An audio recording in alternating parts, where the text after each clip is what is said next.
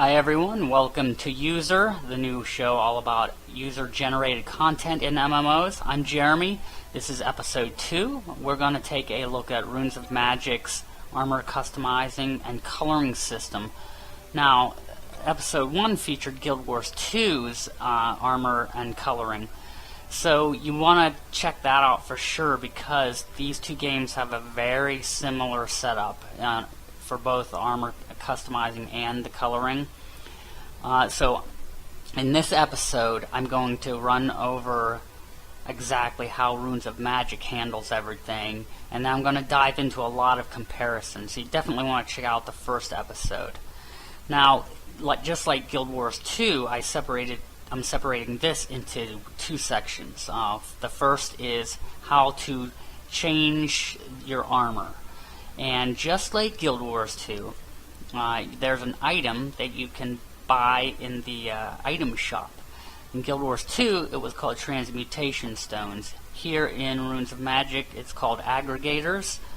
Now, in Guild Wars 2, you're limited by the level range, so you're going to have many different types of Transmutation Stones. Ones that say, they'll have a tooltip that will say, any armor from levels 1 to 10 this will work on, and then any armor up to level 30, and any armor up to level 80. So there's no restriction on the armor, like from the armor's perspective, but you will be restricted. You have to find those transmutation stones or buy them. And Guild Wars 2 says that at least some of them, I don't know yet because it's still beta, but at least some of them can be found through regular gameplay. In Runes of Magic, I would love to see that because right now the only way to get these things is from the cash shop.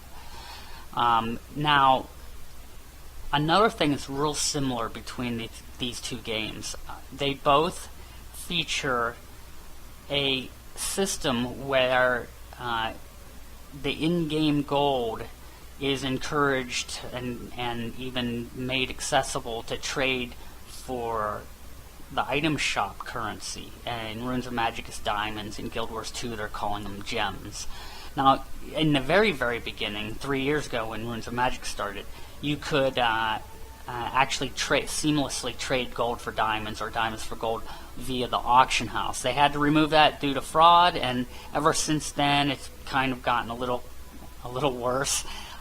They still do have a way to gift items. Like if you look here, here's a buy or send present, and so people are doing what's very similar to wheeling and dealing in EVE Online, where there's a certain trust and / risk factor there. A person will, two people will agree on something. One person says, "I'll give you 1,000,000 gold for this item," and the other person has to agree to spend their diamonds in their cash shop and send it as a present, and it will automatically and safely go to the other person into their mailbox, or into their mailbox. But now that person sending the gift has to trust that the other person will willingly go to a mailbox and mail them the in-game gold. So there is a risk factor there that the auction house originally made it safe to get around having to risk anything. Since then, that's the only way you can aggregate your armor. A person will have to say, I'd like to buy one or so many aggregators, and the only way for a person that doesn't spend money on the game to get it is they have to take that risk. And the other thing right now is because of many different factors over the last 3 years, which I won't get into too heavily today, the economy is really whacked out. So it's, on one hand, yes, it's very conducive for people paying real money or playing for free to both be able to get their hands on aggregators. And the same is being said for Guild Wars 2. a person in game can find transmutation stones in game, and even if there's going to be certain kinds that are only available via the gem shop, they're going to be able to go to the auction house and spend gold and to buy gems, and and they have like their price fluctuations and their current currency conversion rate. Right now it's really crazy in Runes of Magic. You're going to be spending like it could be 35,000, it could be 50,000, it could be more per diamond. So for one diamond, you're going to be spending, you could easily spend 40 or 50,000 gold. And imagine just to buy 6 for the price of 6 diamonds just to get one aggregator, which will work on one piece of armor. And you've got like 8 armor slots, and it gets crazy. But let's move on here. We're going to take a look at exactly how this operates. You go ahead and buy it. Let's assume that you either bought it with real money or somebody actually did save up the monumental amount of gold needed today. Just like the transmutation stone, you right click on it in your inventory and it'll bring up a handy dandy window. Now Guild Wars 2 has a very simplified window. This is simple too, but Guild Wars 2 literally has almost no labels, and you can put either item in either side. It basically pops up a window with 2 boxes, and there is no preview screen either, but you can open your hero sheet and see the result beside the merging window. Now this is Runes of Magic, where it's simple enough, nothing fancy, and it works, seems nice enough. Here's your preview screen. This is a standard aggregator. I'll talk about advanced in a moment. So let's say I have this Wisdom of Protector. It's physical defense 76, and it comes with some nice stats on it. And so I want the stats, I want the properties, so I'll put it there. That's what it looks like currently, and I'll be getting the properties from this one. But I found this level 30, which is way above me. I'm level 11. I found this level 30 cloth coat, which I can wear. It's the same, it's cloth, same class type as the Wisdom of Protector. So I'm like, I just like the way it looks, the appearance, so I'll put it in there. And bam, there we go. It's as simple as this.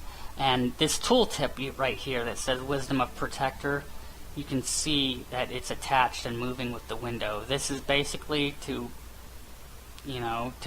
be very self-explanatory, which is nice, I think. So it makes sure you have what you want. You can look it over, make sure, yes, this is what I want, this is what I'm going to be wearing, and here's the tooltip, and this is the stats I want. So you can say, okay, yes, that's what I want. And it will warn you, merging equipment cannot be reversed. Well, you could, but you'd have to do it over and buy another aggregator. So when you're ready, hit OK, and it just tells you item integration succeeded. Now, there's, like, if you have an add-on and stuff, you might not see those words and stuff. Now, you're not seeing it on my person. Why is this?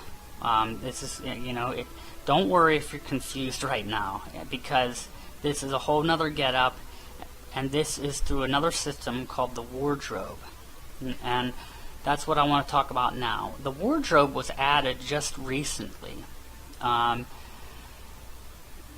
That bit I just showed you on how to aggregate, that's pretty much identical to how Guild Wars 2 uses transmutation stones. You click on it, you have to have a like armor, like either go light to light armor, medium to medium, or heavy to heavy. And in Runes of Magic you have to stick with cloth to cloth or whatever. And it's permanent. And so you can see that it's identical process.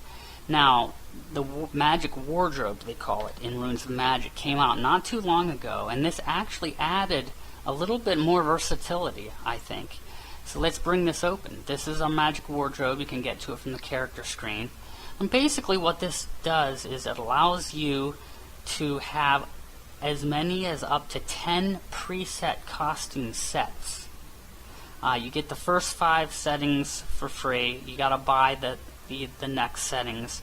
And here's something I like. I thought for sure they would charge diamonds to open these, to unlock these. They don't. They only charge in-game gold. Now, this number 6 is cheaper than number 10, because if you look at 50 gold for that, but it's like 250,000 gold for this, which that's really not much in today's whacked out Runes of Magic economy. But basically, let's run through how we would make an outfit. I already made one for number 1, so we're going to switch to number 2. Now, this is what you see here is actually really what I'm wearing. So let me show you. Here's my character screen, which shows you the base items. And here's my Wisdom of Protector that was aggregated. I can wear it, and bam, you can see this is what I'm wearing, and this is what these items actually look like.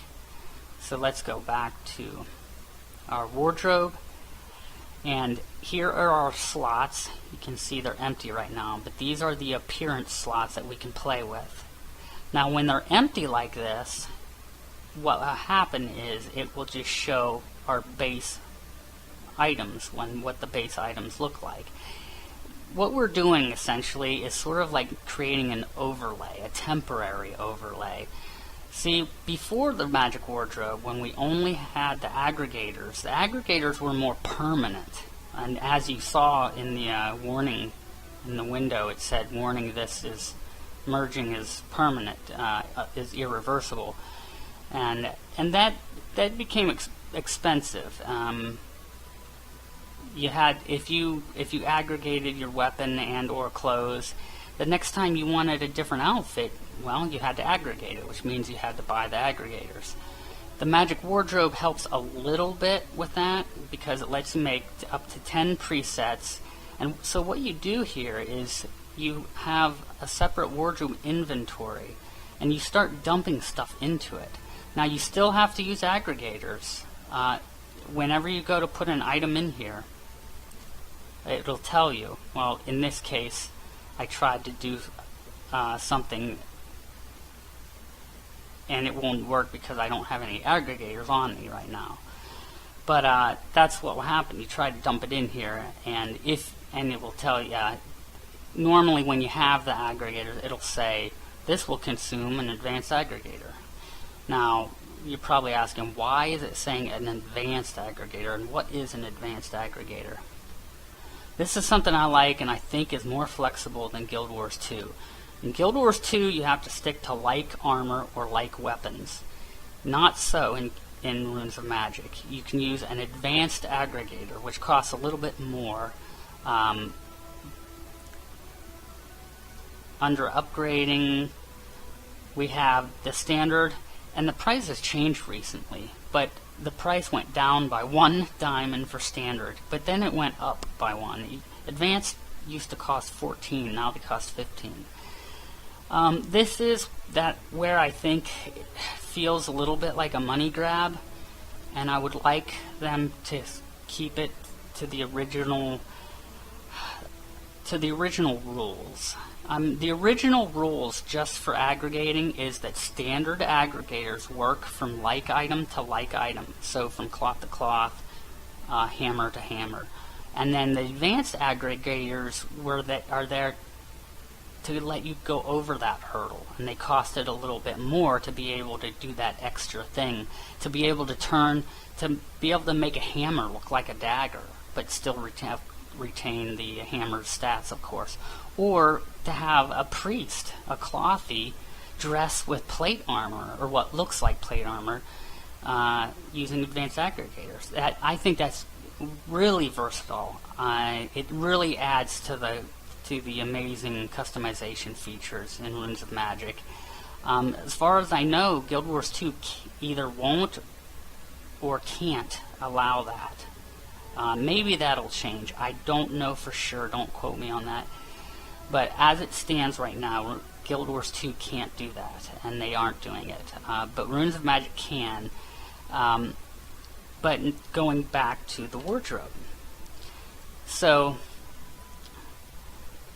standard aggregators are for like items, and advanced get over that hurdle. But they changed that for the wardrobe.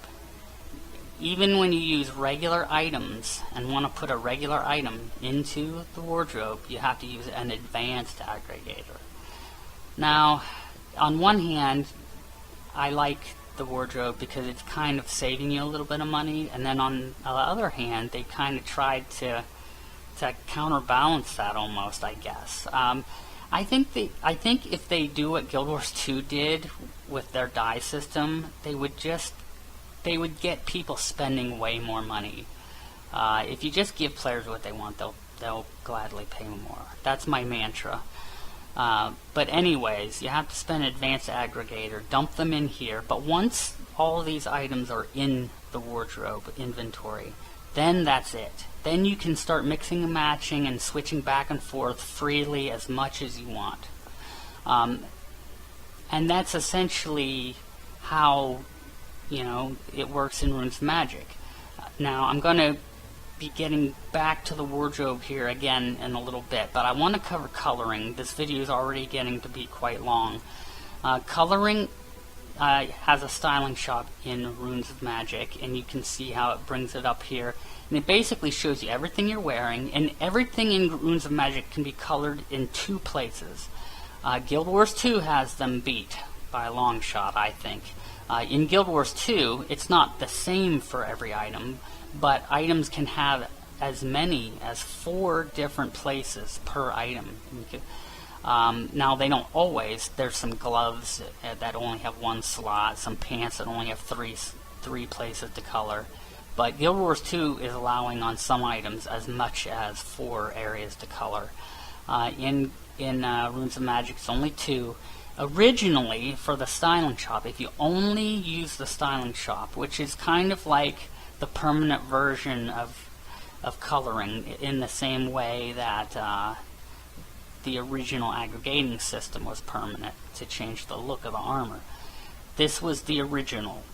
So we would just click on the sections of our different items. In this case, here we click on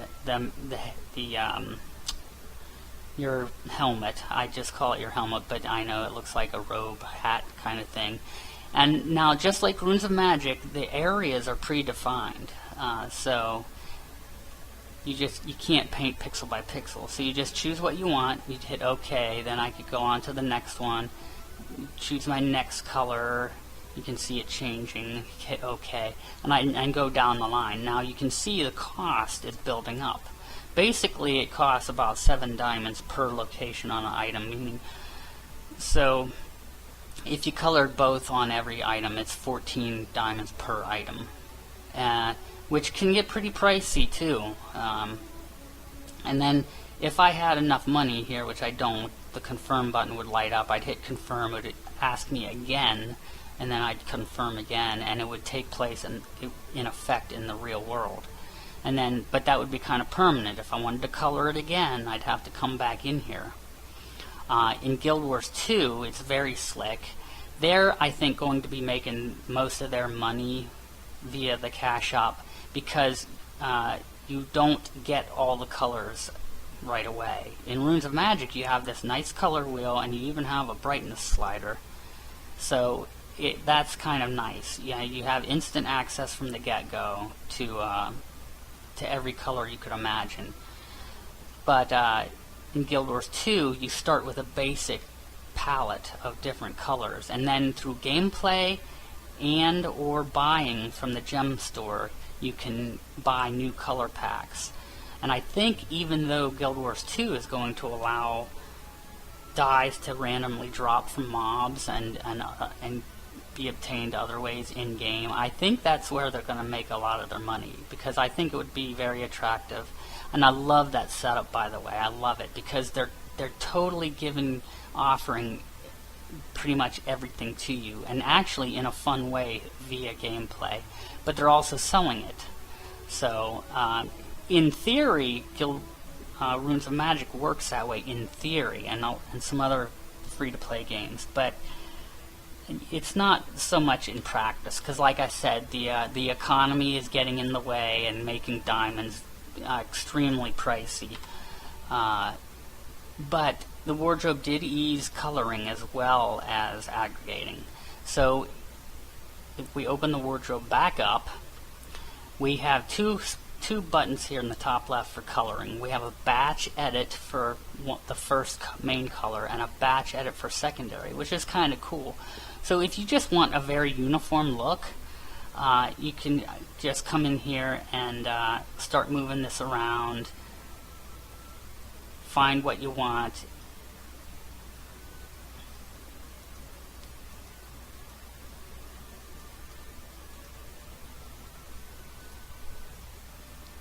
Here we go. I was on the wrong view.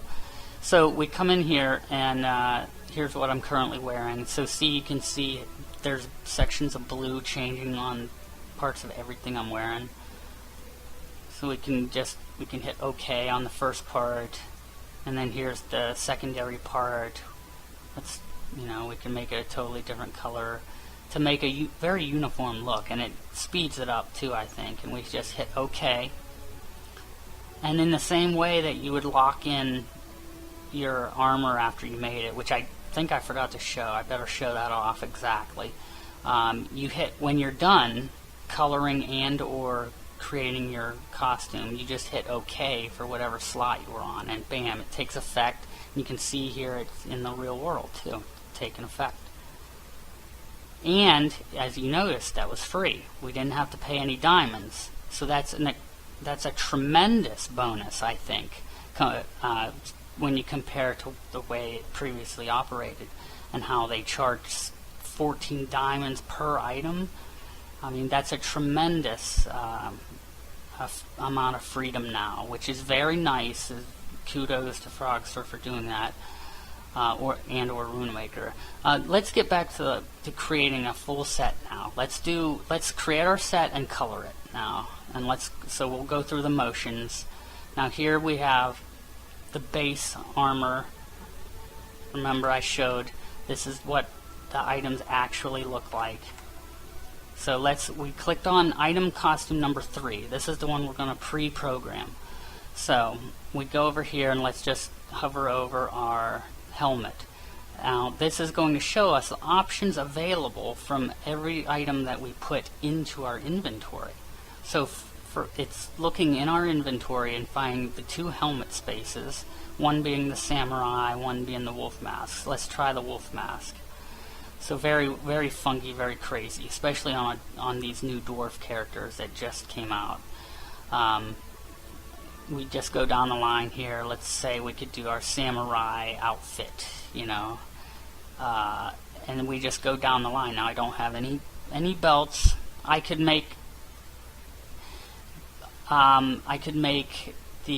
go back up and change my mind and make myself shirtless. Now see, the difference here is you can't just have an empty slot, because the idea is this is acting like an overlay kind of like a tattoo, or whatever, kind of overlaying the original permanent look of the armor. And so when you have that slot's empty, it's like you can see through the layer to the original. So in order to have no shirt, you actually have to use the universal no symbol. And we just go down the line and do this. My legs are so short, I guess I do have some pants on. I'll just leave those on. Here's shoulders. I can put these funky shoulders on. I love these gloves because they have these little spike claws on them. So that's how you do it. You just go down the line. I'll keep those on. Ooh, I could put the tail on too. Yeah, let's do it. And then this is for the back slot. I don't have any items on me on my original, like in my character slot character sheet right now. I don't have any back slots, anything in the back slot, and I don't have, of course, don't have anything in the inventory. I'll just leave it the way it is. So, for now, let's just say that's the colors I want. That's the item I want. So, let's just lock it in. Hit OK, and bam, you can see a little icon appeared as a preview. So now that's locked on to the third button. So anytime I ever press this, when I'm out playing around, I can just instantly press that and bam, instantly become a little wolf, samurai wolf. And that's cool. You can do that to tons of different kinds, up to 10, which is very cool, very flexible and fast and streamlined. Now let's say I wanted to color it. Like I said, we could do the batching, which I just showed you, or we could go separate. I could make my wolf head look, all crazy and dark, or look really goofy. Whoa, that's kind of scary looking, isn't it? So not only can you batch edit, and it's free, you can individually edit, or individually edit the color, and it's free. So let's just do the tail to try to match the tail up. Whoops, here we go.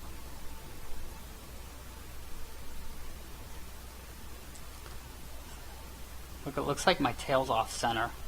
Okay, so there we have it. And now that's what I want. Lock it in place. Bam! You see it in the real world. So very cool, huh? And also, I want to mention that the aggregator works for any item in the entire game. You can use it on any item you find, all the thousands of in-game items, and from any class, especially if you have the advanced aggregators. There are also costumes in the cash shop, pre-made specialty outfits from female and male. And let's see if we can get a preview of them here. Yeah, here, see, they can be really wild and crazy. Now, you get one more bonus. If you buy a costume, which is kind of nice of them, because the items cost more than the aggregators anyways, if you can put costume pieces in the wardrobe inventory at no additional fee, because you are already paying for them from the item shop. So that is kind of nice of them, or at least it's not mean or a cash grab anyways. So that's something else worth mentioning. Like I said, I love this system, and the wardrobe made it even better. Overall, I think Runes of Magic is more flexible than Guild Wars 2 right now. Now, Guild Wars 2 is in beta, and to contrast or to further compare, I prefer, I don't know, something about Guild Wars 2, the way they're handling how you obtain color, because it's all about how they're getting money and how it's tied to the cash shop. Aggregators in Guild Wars, in Runes of Magic, the aggregators are pretty hard to come by. You pretty much have to buy them from the cash shop, and because the economy's so bad, even though a person can get them for free, it becomes very expensive. So, like I said, it's like 50,000 or more per diamond, and they can get very expensive, and it can be very hard for people coming into the game to get anywhere near that amount of money for a long time. So it would be nice to see them follow suit with Guild Wars 2, and maybe find a way to the mini games are the perfect way. You can already get teleport runes and world shouts, and you can already win that stuff through Tempest Height, the mini game. Just add that to aggregators, add standard aggregators or what have you. But add a little bit more easier or a little bit more friendly way of obtaining these. I think people will really take to that, and people really started decorating their armor a lot more when the wardrobe came out, because it's really, you know, it made it easier, it made it more fun, and because it's cheap, and you can instantly change it, and you can color for free, and that's what Guild Wars 2 is doing right out of the gate. You do have to obtain the colors in Guild Wars 2, but right from the get-go, from level 1, whatever colors you have and any colors you find, you can, at any time you want, you can open up your hero sheet and color all your armor just on the fly, and bam, bam, bam, and then go back to gameplay, and it instantly takes effect. So that was very nice to see that you can do that via the wardrobe here in Runes of Magic. Very nice. It's gotten a lot better, but I think an in-game way to get these aggregators, or I don't know, I would say both. First, I would say at least find an in-game way to get the regular aggregator, the standard, and then I would prefer that it didn't cost an advanced aggregator to put regular like items into the wardrobe's inventory. And that's actually confusing too, and there's nowhere on here that says that.